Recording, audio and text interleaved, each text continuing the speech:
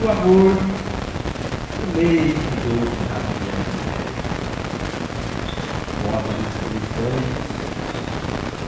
está envolvendo nossos corações, nossas mentes, para que sejamos receptivos aos declives da noite, às energias que nos acalentam, que nos acalmam, as energias divinas que consolam nossos espíritos e que nos dá o ânimo, a coragem, a força, a fé que tanto estamos necessitando nesses dias difíceis, dias de grandes provas e expiações, dias de grandes testemunhos de perseverança, porque Ele mesmo asseverou para nós que chegaria um dia em que as injustiças, as iniquidades seriam tantas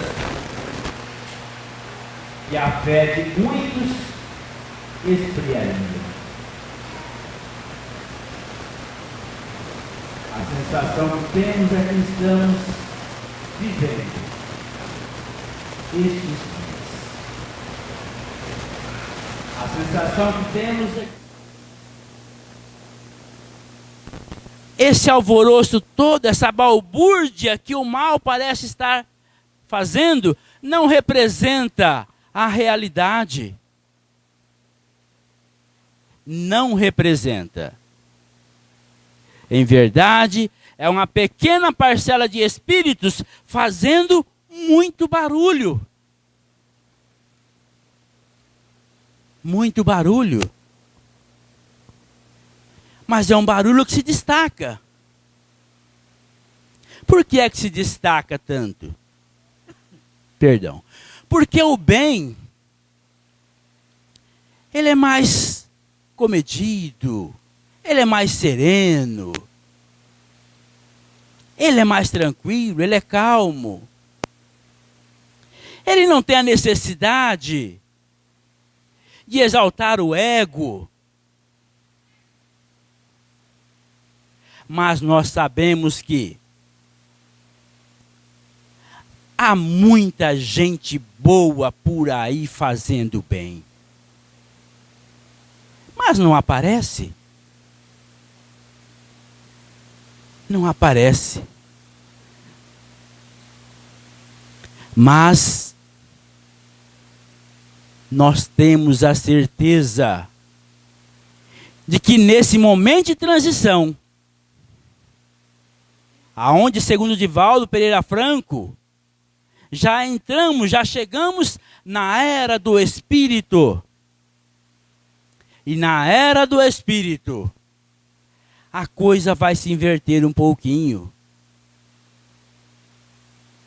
O bem irá prevalecer. O bem irá se sobressair.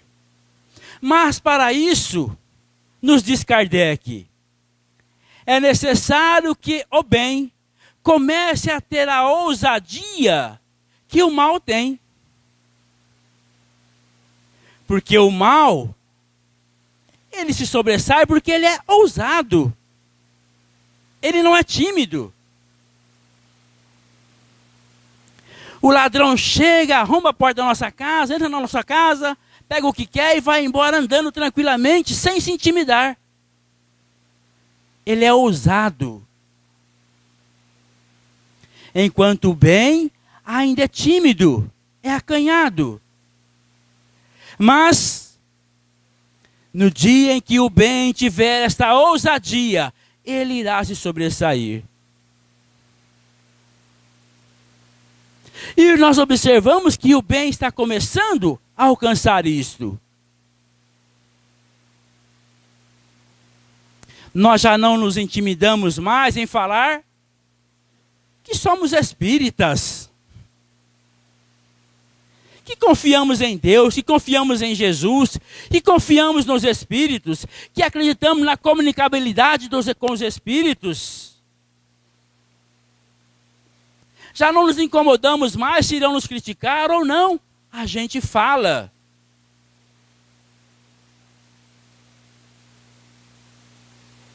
E é preciso que assim seja. Porque para ser um bom espírita, para se fazer a caridade, para se estar com Jesus, não é preciso ainda que sejamos santos, espíritos santificados. Não. Porque está no capítulo 17 do Evangelho segundo o Espiritismo, sede perfeitos, que é o capítulo para a reflexão do nosso Evangelho da noite. Os Espíritos nos falando claramente que se reconhece o verdadeiro cristão, que se reconhece o verdadeiro espírita, porque é a mesma coisa. Não pela sua perfeição, não simplesmente pela sua transformação moral, mas pelo esforço, pela dedicação em que este faz para domar as suas más inclinações. Então é esse esforço, é esta confiança, é esta proposta que nós estamos buscando colocar em nossas vidas, essa proposta de seguir a Jesus. Essa proposta de nos tornarmos pessoas melhores, um homem de bem. É esse propósito de, ao término desta jornada, desta encarnação, que possamos olhar para trás e dizermos a nós mesmos: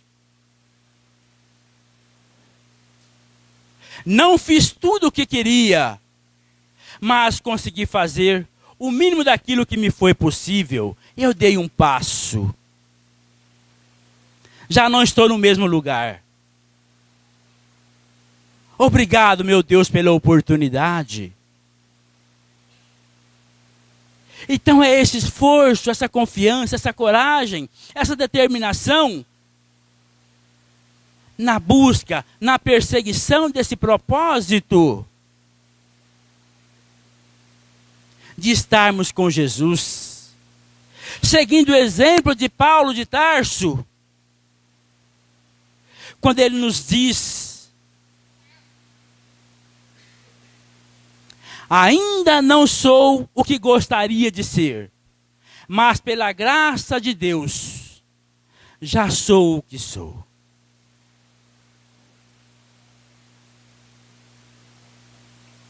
E nesse sentido, quem de nós aqui já não estamos naquela condição de nos incomodarmos com aquilo que não está bom em nós? Já estamos conseguindo nos incomodar com aquilo que incomoda a nossa mente, o nosso coração? A gente às vezes ainda se encosta numa rodinha e ainda faz uma fofoca, uma maledicênciazinha, mas a gente sai dali: por que que eu fiz isto? Por que que eu tinha que falar aquilo? Eu não precisava fazer isto. Já estamos conseguindo nos incomodar com estas coisas. Já estamos conseguindo nos incomodar quando passamos a rua e observamos alguém caído pela calçada com fome. Já conseguimos, ao menos, meu Deus, abençoe aquela criatura. Ampare aquele homem. Ampare aquela criança. Se ainda não conseguimos parar, como fez aquele homem na parábola do bom samaritano, mas já conseguimos fazer uma vibração. E isto representa a era do Espírito, aonde os nossos valores, a nossa escala de valores, está passando por uma transformação, aonde a nossa escala de valores está saindo daquilo que apenas mexe, aquilo que apenas seduz os nossos sentidos. Mas, buscando nessa escala, aquilo que seduz a nossa alma, o nosso espírito, o nosso coração, que é o sentimento de amor pelo próximo. Porque nesse mesmo capítulo, os Espíritos nos falam do homem de bem. Quais são os caracteres que representam o homem de bem? Já que Jesus nos propõe, como está na passagem o Evangelho de Mateus, sede perfeitos, como perfeito é o nosso Pai que estás no céu.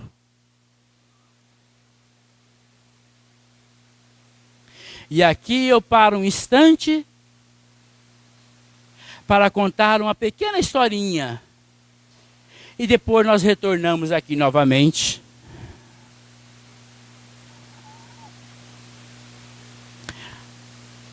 Aquela tarde, Jesus chegara a Cafarnaum, às margens do lago de Genezaré. E como de costume, o mestre vai se hospedar na casa do seu dileto amigo, do seu companheiro de todas as horas, daquele que entre os 12 parece que é o que Jesus mais se aconchegava, o que é natural. Não tem nada de anormal nisto. Quem de nós, que no meio de 10 amigos, não temos aquele que a gente sente um carinho maior, uma confiança maior? Isto é lei da física. Lei da física, lei de atração, lei de afinidades. E Jesus se hospeda então naquele dia, naquela tarde, chegando a Cafarnaum, na casa do seu dileto amigo, Simão Pedro, o pescador de almas.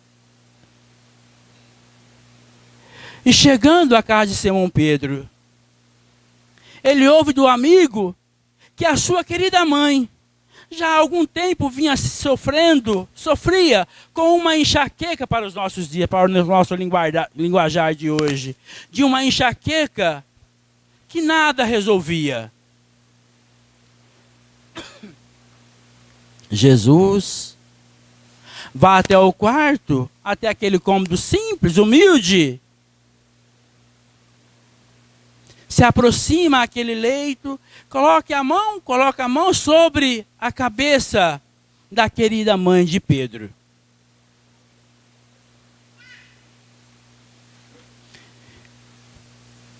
Que a paz, que o amor do meu Pai envolva a sua alma. se limpa. De imediato, a querida mãezinha de Pedro adormeceu. Narra os amigos que algumas horas depois ela acordou, nada mais sentia. E aquele boato, aquele burburinho, no dia seguinte, na manhã seguinte, correu por aquele vilarejo, de que estava na casa de Pedro o Messias, um enviado de Deus. Aquele que curava almas e curava corpos. E a multidão começou-se a chegar, se aglomerar. E Jesus começou a atender a todos. Atender a um, atender a outro. Socorrendo as almas que sofrem. Como nós hoje.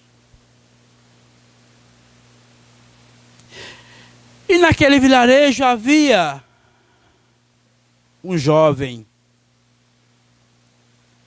que há muito não enxergava. Natanael ben Elias. O cego de Genezaré.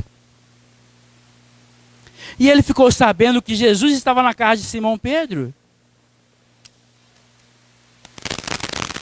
E ele elevou o pensamento a Deus e disse: meu Pai, eu não sei como chegar até lá, mas se eu conseguir, e esse Jesus me devolver a visão, eu prometo que de hoje em diante eu estarei a servir pelo resto da minha vida.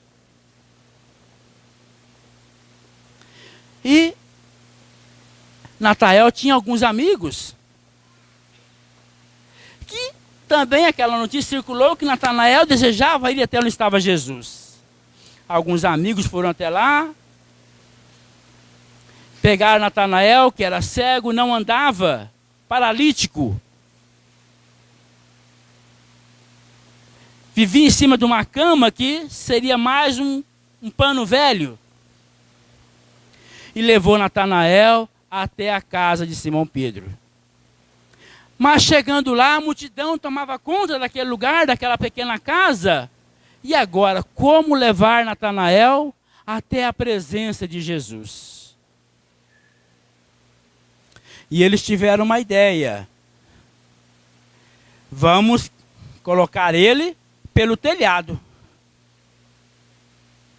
Deram a volta na casa, amarraram ele naqueles panos, subiram, afastaram aquelas esteiras que serviam de telhado para aquela casa, e com uma corda, amarraram Natanael em uma corda e desceram ele no meio da sala. Quando ele estava descendo, as pessoas que estavam ali em volta do Cristo, olhando aquela cena, se afastaram, deixaram que Natanael fosse colocado diante de Jesus. Jesus olha para Natanael e pergunta a ele: Natanael, o que queres de mim? Jesus não perguntou para Natanael de onde ele vinha, quem ele era, o que ele tinha feito, quais eram os pecados dele, se ele era bom, se ele era ruim, se ele matara, se ele roubara ou se não. Porque Jesus era um homem de bem. Jesus possuía todos os caracteres do homem de bem, que ama simplesmente pelo sentimento de amar. Jesus era o homem de bem, que transformou o amor no símbolo maior que significa amar, é cuidar.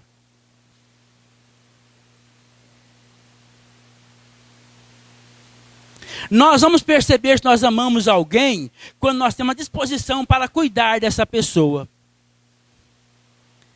Se eu tenho energia, se eu tenho vontade, se eu tenho alegria em cuidar dessa pessoa, é porque eu a amo. Mas quando eu encontro dificuldade para cuidar do outro, eu não o amo ainda.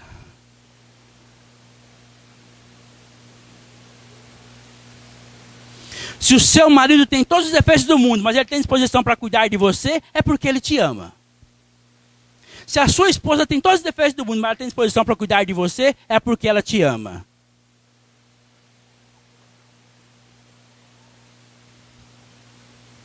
E Jesus é o amor que cuida. E naquele momento ele se dispôs a cuidar de Natanael. Natanael, o que queres de mim?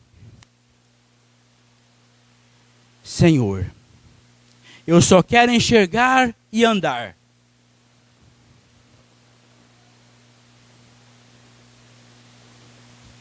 Jesus então coloca a mão sobre aquele homem e diz a ele: Natanael, levanta-te e anda. Natanael, em nome do meu Pai que estás no céu, levanta-te e anda. Narra Amélia Rodrigues no livro Nos Domínios do Reino, que Natanael sentiu naquele momento como se fosse uma corrente elétrica de choques em todo o seu corpo. E sentiu a sua visão voltar, o seu corpo se remexer.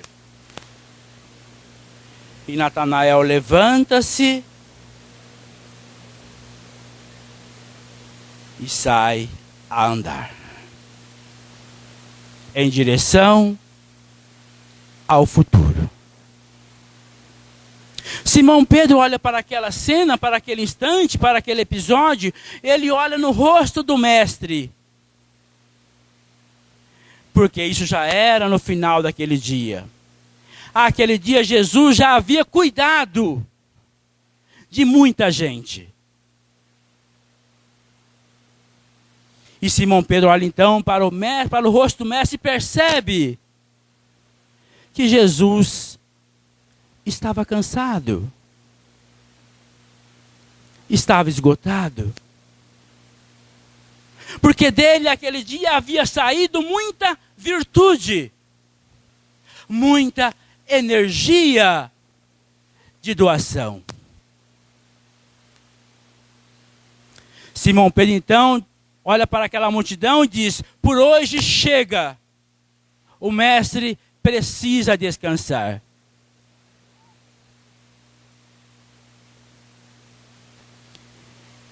Ele pega então nas mãos de Jesus e sai a caminhar com ele às margens do lago de Genezaré.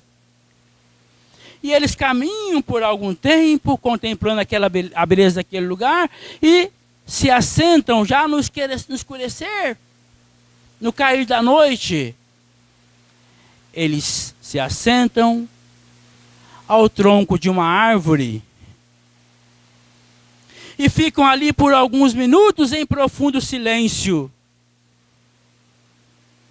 E narra Amélia Rodrigues que, de repente, Simão Pedro olha para Jesus e percebe que o mestre estava chorando.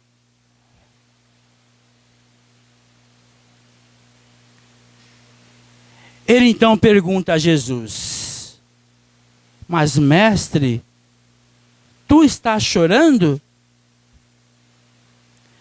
Só pode ser de alegria, porque curastes tanta gente no dia de hoje, só pode estar chorando de alegria.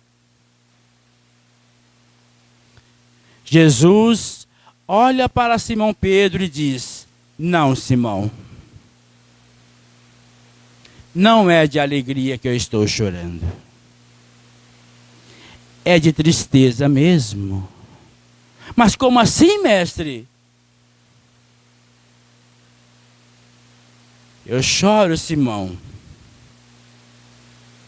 porque tu e todos os outros ainda não me compreenderam. Neste momento, Pedro, Natanael voltou à vida mundana de antes. Está com seus amigos a beber e em atitudes indevidas a comemorar a sua visão e seus movimentos físicos. Ainda não me compreenderam.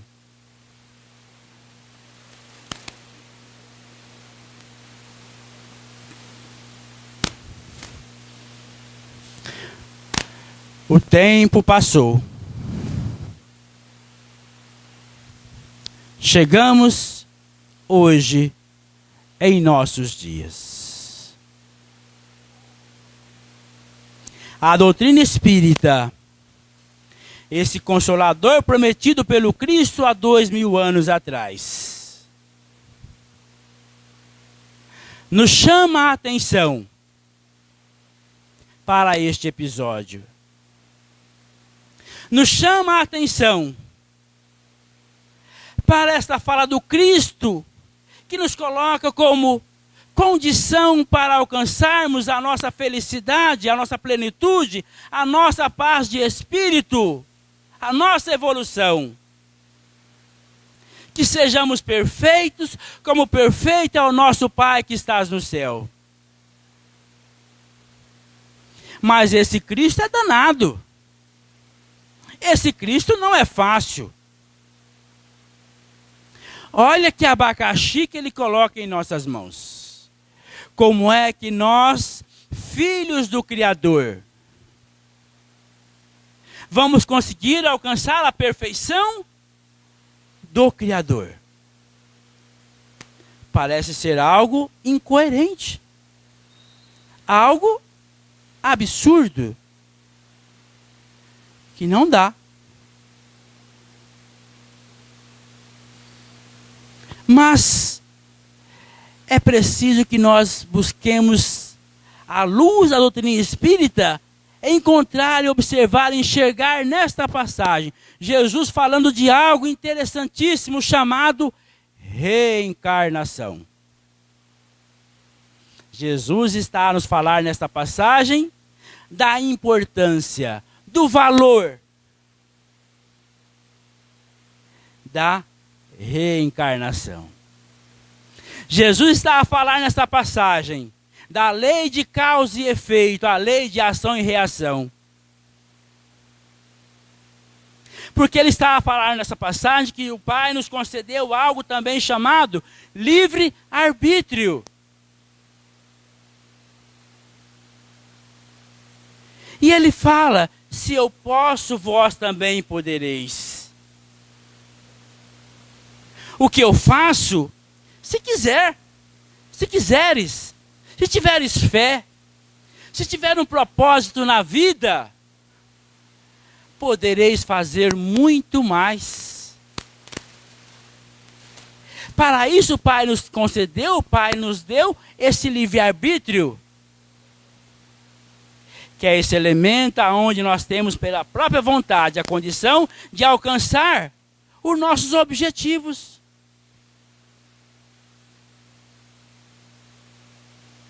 Se o nosso objetivo é chegarmos à perfeição, a chegarmos à condição de espíritos puros,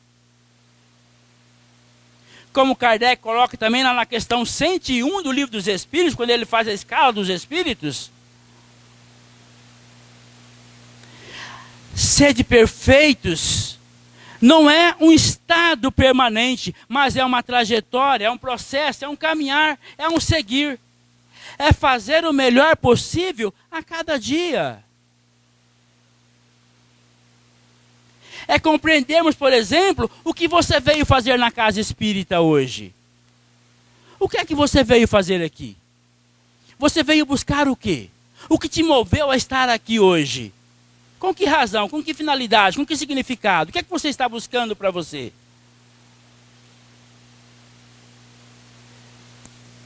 Então, nós temos um objetivo, um propósito. Chegar lá. Através do livre-arbítrio, na lei da reencarnação, nós vamos a cada dia, a cada existência, trabalhando esses princípios que hoje já conseguimos perceber que nos incomoda. Estas mazelas que ainda dificultam para que sejamos um homem de bem. Para que sejamos pessoas boas. Para que sejamos pessoas que buscam a cura do corpo, a cura da alma, o amparo, a proteção, o auxílio do alto da espiritualidade. Como nós colocamos nas nossas preces, José Xavier, José Grosso, irmão Palminha, nos ajude, nos ilumine, nos inspire, mas para quê? Porque para que eu quero ter saúde? Qual era o propósito de Natanael de voltar a andar, a enxergar? Qual é o propósito que te trouxe aqui na casa espírita hoje? Com que objetivo, com que finalidade você quer receber da espiritualidade esse amparo, esse auxílio, essa renovação de energia?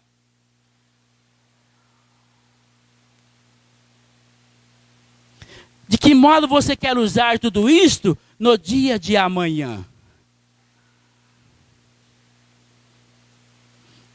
Amanhã você vai levantar às 6 da manhã, vai levantar, fazer sua higiene, tomar seu café.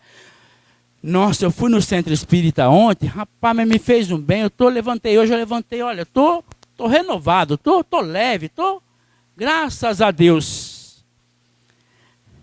Mas você vai fazer o que disto? De que modo você vai usar isto?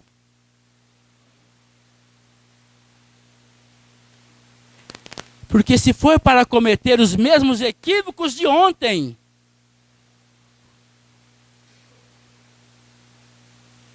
nós estamos igual a Natanael. Nós estaremos fazendo com que o Cristo continue chorando pelas nossas insensatez. Não estaremos ainda na condição de homens perfeitos, como perfeito é o nosso Pai que estás nos céus. Porque essa perfeição que Jesus nos propõe, logicamente que Ele sabe que é uma perfeição relativa. Relativa à condição de filhos de Deus que somos.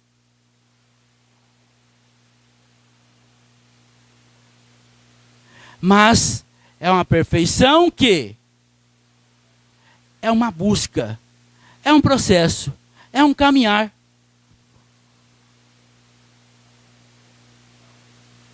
É um ideal. E exige de cada um de nós esforço, trabalho, energia, vontade. E aí Santo Agostinho nos dá uma receita para este processo, para esse caminhar de conseguirmos alcançar esse propósito de homens de bem, de criaturas perfeitas.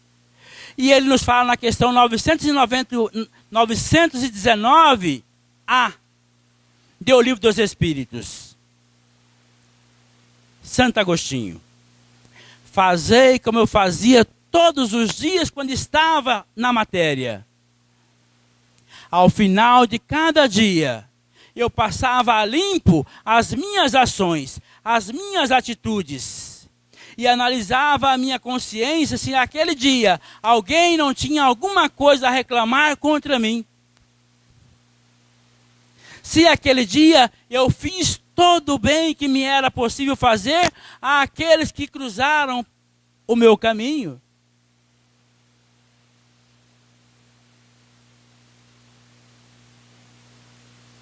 No dia de hoje você fez tudo aquilo que é possível, que foi possível? De bom? Àqueles que cruzaram pelo seu caminho? Este Pai que é perfeito, este Pai que não castiga, mas que não dá prêmios, esse Pai que não julga, esse Pai que não discrimina, esse Pai que é infinito amor e bondade, este Pai que é bom, que ama porque Ele cuida. Ele dará a cada um de nós, daqui a algumas horas, uma oportunidade de recomeçar um novo dia. De fazermos aquilo que hoje não conseguimos fazer, que não foi possível. Porque a cada dia, a cada manhã, é como se fosse também uma encarnação, uma nova encarnação. Onde nós podemos recomeçar, onde nós podemos reforçar esse propósito de não fazer como Natanael, mas de fazermos como Maria Madalena, que ajoelhou-se diante do Cristo e disse a Ele: obrigado, Divino Mestre. Gostaria que tu sentisses, nesse instante, a gratidão que está em meu coração pelo todo o bem que tu me fizestes. Porque hoje, nova criatura sou. Novo amor eu sinto, novo desejo de servir, invade a minha alma. Como iremos despertar no dia de amanhã? Qual será o nosso propósito? Como estaremos trabalhando essa proposta de nos tornarmos homens de bem? E eu encerro a nossa fala de hoje com o Emmanuel. Esse espírito fantástico, guia espiritual de Chico Xavier, e hoje um dos guias da humanidade. No livro Palavras de Vida Eterna, nossa cruz. Se alguém quiser vir após mim, negue-se a si mesmo, tome a sua cruz e siga-me. Está em Marcos 8:34. Ninguém se queixe inutilmente. A dor é processo. A perfeição é o fim. É o objetivo. É o alvo a ser alcançado. É o trabalho a ser realizado a cada dia, passo a passo, naquilo que está ao nosso alcance. No exercício do amor, do perdão, da paciência, da compreensão, da tolerância, do respeito, do abraço fraterno. Assim sendo, caminheiros da evolução ou da redenção têm, cada qual, a sua cruz. Esse almeja, aquele deve. São as nossas provas, as quais nos submetemos para trabalhar em nós essa centelha divina da perfeição, do amor. Ao mesmo tempo, nos libertando, resgatando dos equívocos, das insensatez do passado.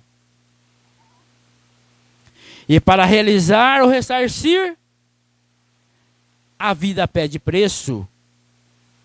Lei de causa e efeito. Deus não condena, Deus não pune, não castiga, mas também não dá prêmios. A cada um segundo as suas obras. A sementeira é livre, mas a liberdade da sementeira impõe a cada um de nós a responsabilidade da colheita, do ressarcimento. Ninguém conquista algo sem esforçar-se de algum modo. E ninguém resgata esse ou aquele débito sem sofrimento. Lá no capítulo 9 do Evangelho segundo o Espiritismo, um capítulo lindo, maravilhoso, nos diz um espírito amigo: a dor é bênção que Deus envia aos seus eleitos. Se sofrerdes, não lamentais, mas antes agradecei a Deus que pela dor vos marcou para a glória do céu.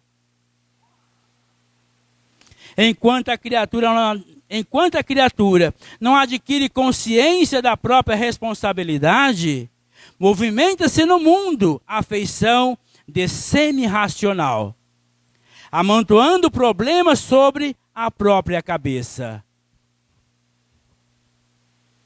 É a nossa imaturidade espiritual ainda que não nos permite compreender o que estamos fazendo aqui.